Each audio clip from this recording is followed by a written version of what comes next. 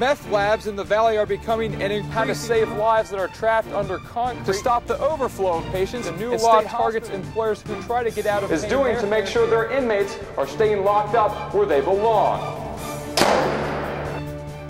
Now, as you can see, there's mold all over Tony's drywall and all over Tony's ceiling as well. And the thing is, it's like this in every single house in this neighborhood. Well, the snow isn't expected to hit until tomorrow afternoon, but already city workers here at Camp Washington are getting ready. You can see the Kenton County Animal Shelter did their part to make sure the kids in this area and their pets have an extra special Christmas. Well, Cincinnati's first big snowfall of the season has been causing quite a few problems. Over 3.5 hours for some people to make it down here to the Aronoff Center. Well, Monroe gave it all they had, but in the end, it was a Coldwater slaughter. Coldwater takes this one 35-zip and will head to Columbus next week for the state finals. In fact, some sea vessels, like the one behind me, that were used to get around during the aftermath of Hurricane Katrina, still litter some of the streets in New Orleans. A car chase tonight with Norwood police ends with an innocent bystander in serious condition tonight at University Hospital. Now, witnesses were saying that the impact of the crash was so loud it actually shook the walls of some of the nearby buildings and businesses. It felt like an earthquake almost. I mean, it shook a little, and it was very resounding, you know, through the restaurant. It was a big crash boom, and I looked up. Next thing I know, I seen somebody running down the street real fast. I saw a cop chasing after him. Officers are saying tonight that it was during an undercover drug investigation that 4 suspects realized they were dealing with police and fled in this tan SUV. Flying through red lights at untold high speeds, it was at the corner of Woodburn and Madison that the suspects T-boned a blue sedan. That spun both cars into the side of this building, ending one chase, but starting yet another. We have all suspects in custody except one. We have a track on that suspect right now. That's why I had to get everybody out of the area. We have a dog track on that suspect, and he's still tracking.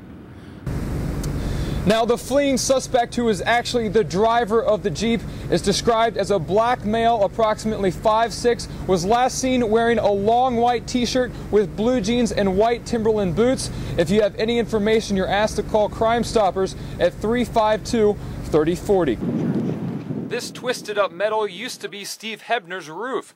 Strong winds ripped it off his mobile in Terrace Heights. Maybe 80 miles an hour, if not more. Really? Yeah. Hebner says the wind started shortly after midnight, then at 6 in the morning. It started crumbling. Everything went down.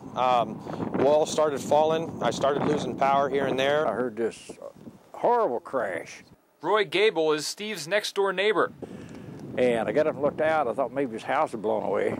But it happened to be our window. Part of the roof off his house had blown through our plate glass window. Gable says he was lucky.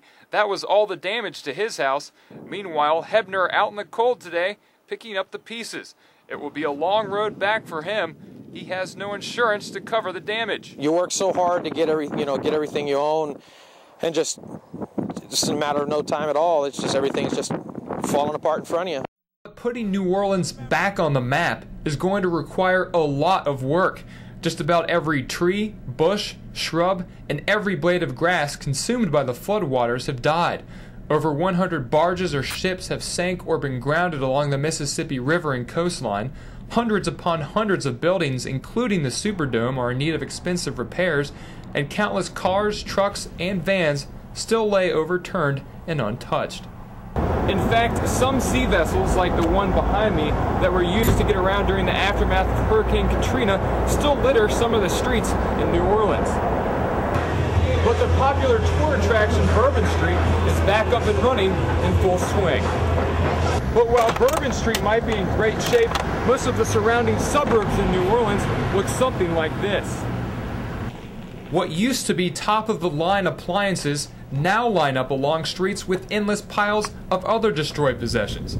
And although the majority of the seemingly endless relief effort has been on the shoulders of the American Red Cross and National Guard, some smaller organizations with just as big of a heart are making quite an impact as well. Organizations like the Vineyard Church of Cincinnati, who have had over 80 volunteers serve in the hurricane relief effort over the course of several mission trips.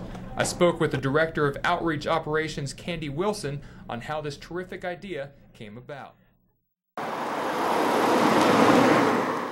Basically, we got a phone call from my sister. We were in the middle of my birthday party, and she said that there was some crazy guy chasing them, and they had their daughter in the car. Skylar's sister Linda thought once they were home, the man would leave them alone, but... And when we came around the corner, we pulled in the driveway. Right when we did, I looked back, my dad was hitting the ground. And right here is where Haley saw her grandfather get hit. And her daddy. And her daddy. This guy was just swerving towards all of us. Even little Haley. He tried to hit me where I was.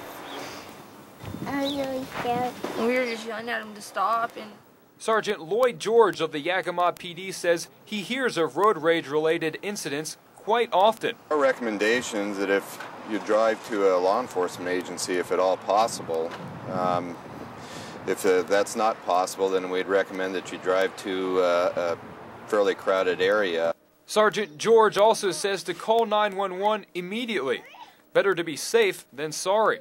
And to never go home, you don't want the person to know where you live.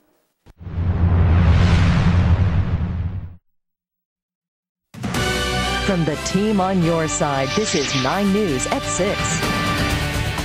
A warning tonight about scam artists posing as attendants at local parking lots to take your money. Plus, Cincinnati's new mayor and a new council take their places at City Hall. Good evening. Snow falling all around the tri-state has been causing a few problems, including a crash involving a school bus in Miamiville. More on that in a minute. The snow made for poor visibility and slow driving in many areas. Chief Meteorologist Steve Raleigh is keeping an eye on the wintry weather and tells us what we can expect next. Drug agents in northern Kentucky arrest 3 people in connection with an ongoing drug investigation. Last night, we told you about a raid that took place in Covington. A Hamilton man is now behind bars on a $1 million bond for allegedly killing a Clifton man in his home. 25-year-old Eric Slinsker was arrested last night in Hamilton after a foot chase with police. He was arraigned for the murder of 63-year-old Larry Lewis. Lewis was found dead in his home Wednesday in the Gaslight district of Clifton. Neighbors believe Slinsker and Lewis were acquainted. Firefighters are trying to determine what started a fire at a Covington business. Flames could be seen. Well, you may be begging your dog for their food soon. Actor Dick Van Patten is hawking a new dog food designed to be tasty enough for people, too. Natural Balance Eatables for dogs comes in such flavors as Irish stew, spaghetti and meatballs, and Chinese takeout. How about that? That's 9 News at 6. Join us tonight for the latest at 11. More news when it breaks.